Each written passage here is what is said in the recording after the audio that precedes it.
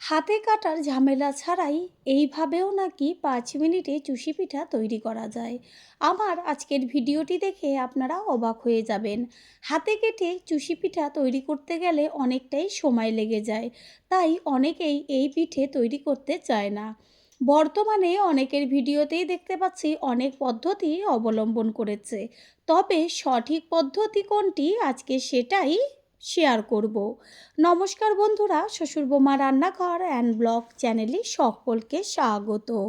তাহলে কিভাবে একদম অল্প সময়ে অনেকটা পরিমাণ চুষি তৈরি হয়ে যাবে সেটাই দেখে নেওয়া যাক। প্রথমেই এইখানে আমি একটা মাঝারি সাইজের বাটির 1 বাটি চালের গুঁড়ো নিয়েছি। এরপর গ্যাসের ওভেনে কড়াই বসিয়ে তাতে দিয়ে দিয়েছি জল, আর জলটা উষ্ণ গরম হলে এর মধ্যে দিয়ে দিচ্ছি ছোটো চামচের 1 চা-চামচ লবণ। লবণটাকে জলের সাথে মিশিয়ে নেব। জল টকবক করে ফুটছে, এই পর্যায়ে গ্যাসের ফ্লেম লোতে রেখে চালের গুঁড়োটা দিয়ে দেব। একটা কথা, বাজারে যখন চালের গুঁড়োটা কিনবেন তখন কিন্তু 2 রকম পাওয়া যায়, একটা মিহি আর একটা একটু দানা। সব সময়ের জন্য চুষি করার ক্ষেত্রে কিন্তু মিহি চালের গুঁড়োটাই কিনে আনবেন, আর এই দানা জাতীয় চালের গুঁড়োটা সেটাতে কিন্তু সাজের পিঠে খুব ভালো হয়। কাইটাকে বেশ একদম সুন্দরভাবে তৈরি করে নেব।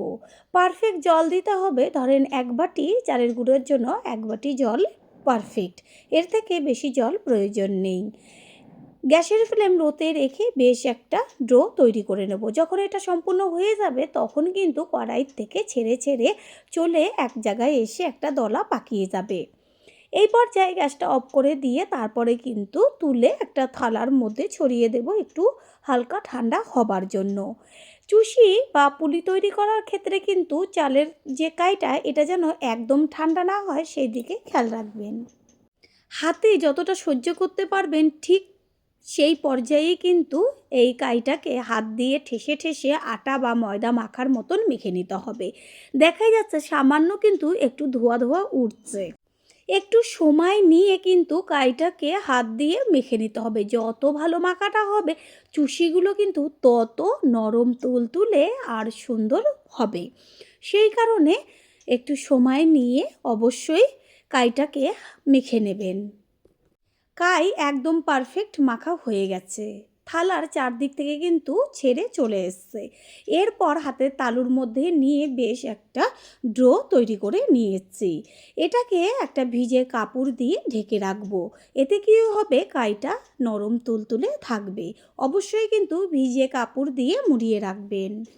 কাপড়টা সরিয়ে অল্প করে কাই নিয়ে তারপরে একটা বেলুন চাকির ওপরে রেখে হাত দিয়ে প্রথমে লম্বা করে পাকিয়ে নেব। একটুখানি চালের গুঁড়ো ওপরে ছড়িয়ে দিয়ে তারপরে কিন্তু একদম সরু একটা ফিতের মতন পাকিয়ে নেব। এবার যে সরু ফিতের মতন করে রেখেছিলাম সেইখান থেকে একটু একটু কেটে হাতের তালু দিয়ে একটু ঘষা দিলেই কিন্তু দারুণ চুষি তৈরি হয়ে যাবে। একটু ধৈর্য ধরে দেখবেন আমি কিভাবে একদম সহজ পদ্ধতিতে চুষি তৈরি করব। চুষিগুলো দেখতে কত সুন্দর হয়েছে। একটা কেচি নিয়েছি, এবার কিছুটা কাই নিয়ে তারপরে কেচি দিয়ে একটু লম্বা লম্বা করে কাটলেই কিন্তু সুন্দর চুষি তৈরি হয়ে যাবে। এইভাবেই কিন্তু একদম 5 মিনিটের মধ্যে অনেকগুলো চুষি তৈরি করে নিতে পারবেন। যারা সময়ের অভাবে চুষি তৈরি করতে পারেন না তারা অবশ্যই কিন্তু এই পদ্ধতিটা অবলম্বন করবেন। একদম অল্প সময়ে দেখবেন কত সুন্দরভাবে চুষি তৈরি হয়ে যায়।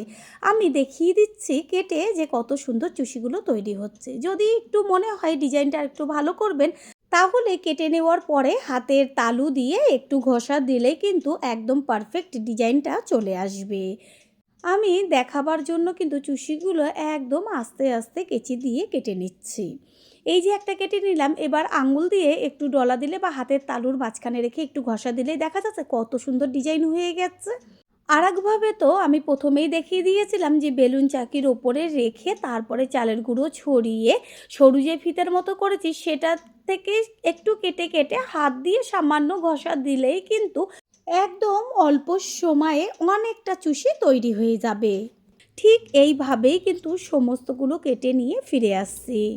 চুষিগুলো কেটে নিতে নিতে এইদিকে আমি গ্যাসের ওভেনে দুধ বসিয়ে ভালো করে জাল দিয়ে নেব। দুধ কিন্তু খুব সুন্দরভাবে ঘন করে জাল হবে। পিঠে পায়েসের ক্ষেত্রে দুধ যত ভালো জাল হবে টেস্ট কিন্তু তত বেশি হবে। দুধ জাল হতে হতে এদিকে কিন্তু সব চুষিগুলো কেটে নেওয়া হয়ে গেল। ছোট এক বাটি চালের গুঁড়ো দিয়ে কিন্তু অনেকগুলো চুষি তৈরি হয়ে গেছে। যে দুধ জাল দিয়ে রেখেছিলাম সেই দুধটা এবার কড়াইয়ের মধ্যে সম্পূর্ণটা ঢেলে দেব। দেখাই যাচ্ছে যে কত সুন্দরভাবে ঘন হয়ে গেছে দুধটা। চামচ দিয়ে চারদিকগুলো কাচিয়ে দুধের মধ্যে দিয়ে দেব। চুষি বা পুলি তৈরি করার সময় কিন্তু দুধের পরিমাণটা একটু বেশি দিতে হয়। চুষির থেকে সুন্দর একটা গন্ধ আসবে, সেই কারণে এর মধ্যে একটা এলাচ থেতো করে দিয়েছি আর দেব দুটো তেজপাতা। তারপর খুন্তি দিয়ে গ্যাসের ফ্লেম হাই করে মিশিয়ে নেব। দুধ টকবক হয়ে ফুটতে শুরু করেছে। পুরনো বন্ধুদের সবসময় আমাদের পাশে এইভাবে ভালোবেসে থাকার জন্য অনেক অনেক ভালোবাসা। এইখানে নিয়েছি খেজুরির গুড়। পিঠে বা পায়েসের ক্ষেত্রে খেজুরি গুড় বা পাটালি গুড় দিয়ে যদি করা হয় টেস্টটি কিন্তু সম্পূর্ণ আলাদা হয়। গ্যাসের ফ্লেম একদম লো করে দিয়ে তারপরে আস্তে করে ওপরে গুড়টা ছড়িয়ে দেব। মিষ্টিটা যে যেমন খাবেন সেই অনুযায়ী ব্যবহার করবেন। আর একটা কথা, গুড় যদি ভালো হয় তাহলে কিন্তু দুধ একদমই কাটবে না, আর গুড়টা যদি একটু খারাপ হয় সেই কারণে কিন্তু দুধ অনেক সময় কেটে যায়। তাই সব সময়ের জন্য গ্যাসের ফ্লেম লো বা অফ করে দিয়েই কিন্তু গুড়টা মিশিয়ে নেবেন। গ্যাসের ফ্লেম তো লোতে আছে, এইভাবেই 3 থেকে 4 মিনিট কিন্তু দুধের সাথে গুড়টাকে জাল দিয়ে নিতে হবে। তারপরে গ্যাসের ফ্লেম হাই করে দিয়ে দুধ একদম ভালো করে টকবক করে ফুটাতে হবে। প্রথমবার যারা আমাদের চ্যানেল ভিজিট করছেন তাদের আন্তরিক শুভেচ্ছা ও ভালোবাসা। আমাদের রেসিপিগুলো যদি ভালো লেগে থাকে সাবস্ক্রাইব করে দেওয়ার অনুরোধ রইল ও পাশে থাকা বেল আইকনে ক্লিক করলে পরবর্তী ভিডিওগুলো সবার আগে আপনাদের কাছে পৌঁছে যাবে। গুড় দেওয়ার পর কিন্তু 4-5 মিনিট ভালো করে ফুটিয়ে নেব। এবার এর মধ্যে দিয়ে দেব আস্তে করে যে চুষিগুলো তৈরি করে রেখেছিলাম সেই চুষিগুলো। প্রথমে গুড় দিয়ে যদি দুধটা জাল দেওয়া হয় তাহলে কিন্তু চুষিগুলো কখনোই গলবে না। সমস্ত চুষি যেমন গোটা গোটা আছে ঠিক সেরকমই থাকবে। গ্যাসের ফ্লেম হাই করে দিয়ে 2 থেকে 3 মিনিট ভালো করে ফুটিয়ে নেব। তারপরে গ্যাসের ফ্লেম লো করে দেব চুষিগুলো দুধের মধ্যে সিদ্ধ হবার জন্য। চুষিগুলো যখন দেখবেন ভালো সিদ্ধ হয়ে গেছে তখন এমনিতেই দুধের ওপরে চুষিগুলো ভাসতে শুরু হবে। চুষিতে কিন্তু সবসময়ের জন্য অনেকটা পরিমাণ দুধ ব্যবহার করতে হয়। একটু বেশ ঝোলঝোল থাকবে, তাতেই কিন্তু চুষির টেস্টটা পাওয়া যায়। আর পিঠে বা পায়েস ঠান্ডা হলে তো একটু জমে যায়, কারণে দুধের পরিমাণ যদি একটু বেশি দেওয়া হয় তাহলে বেশ ঝোলটা থাকে আর খেতেও লাগে দুর্দান্ত। কালারটা যেমন সুন্দর এসছে তেমন কিন্তু চারদিকে একদম গন্ধে মমা করছে।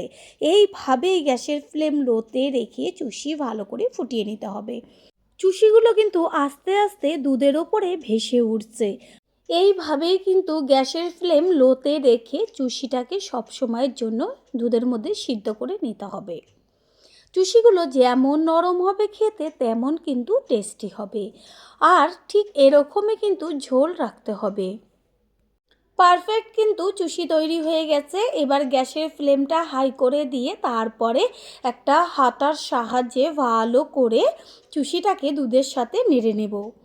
দেখা যাচ্ছে যে একটা চুষিও কিন্তু কোনো রকমভাবে দুধের সাথে গলেও যায়নি আর ভেঙে চুরেও যায়নি।